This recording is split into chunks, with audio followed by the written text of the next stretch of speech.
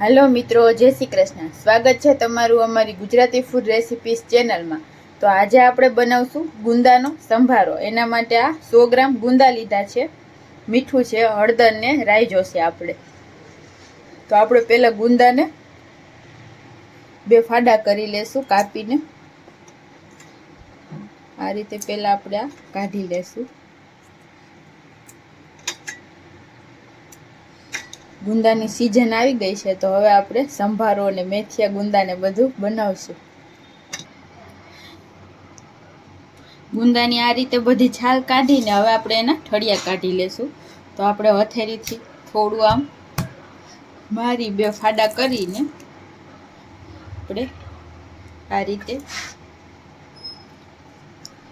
बिया काढी लेशुं।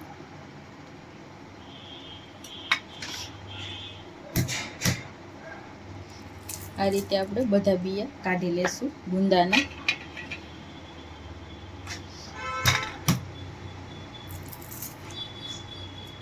गुंदा हजी नाना छे એટલે ચીકાશ આ ગુંદામાં ઓછી હોય।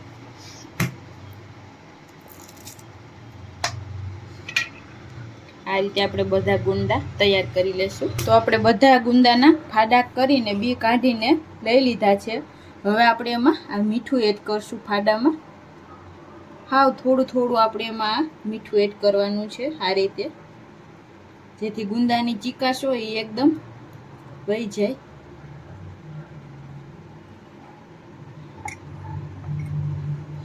મીઠું એડ કરવાથી ગુંદા પણ કાળા ન પડે।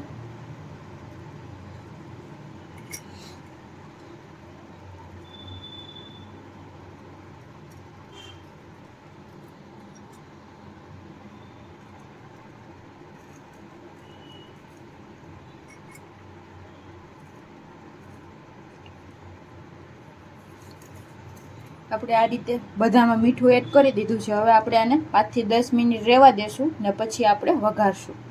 તો ગુંદાને આપણે 10 મિનિટ માટે રેસ્ટ આપ્યા હતા તો એકદમ સરસ આ ચીકાશ આપણી દૂર થઈ ગઈ છે ગુંદાની। હવે આપણે આનો વઘાર કરી લેશું।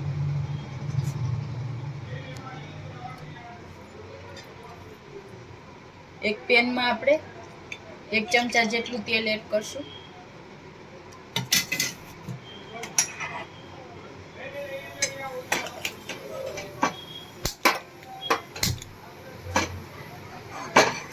गरम थवा देशुं तेल ने।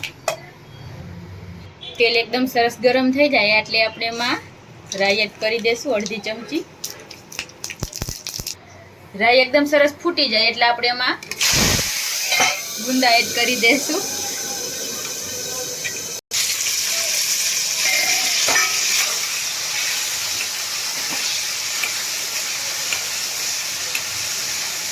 આપણે આમાં ગુંદામાં નિમક નાખ્યું હોય એટલે એનું પાણી થાય એટલે આપણે ગુંદા તેલમાં નાખીએ એટલે એકદમ ઉડે, એટલે આપણે ઢાંકી દઈએ તો વઘાર એકદમ આમ બહાર જાય નહીં।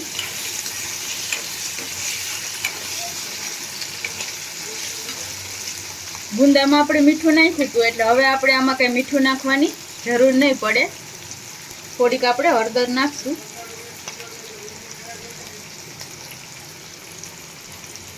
ચપટી જ નાખવાની એકદમ।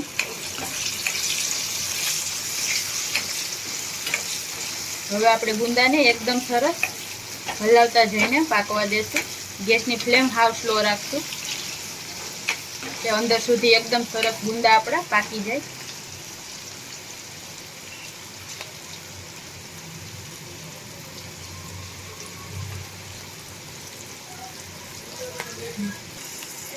તો આપણે 5 મિનિટ एकदम सतत गुंदाने पकाव्या छे तो एकदम सरस आपड़ा गुंदा पाकी गया छे।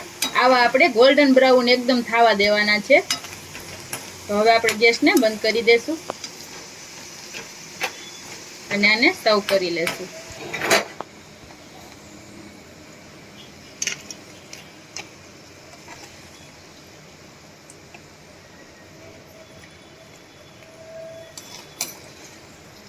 बहुत सरस लागे छे आ संभारो गुंदानो अने जरे चीकणो नथी थातो। एकदम सरस आवी रीते गोल्डन थावा देवाना।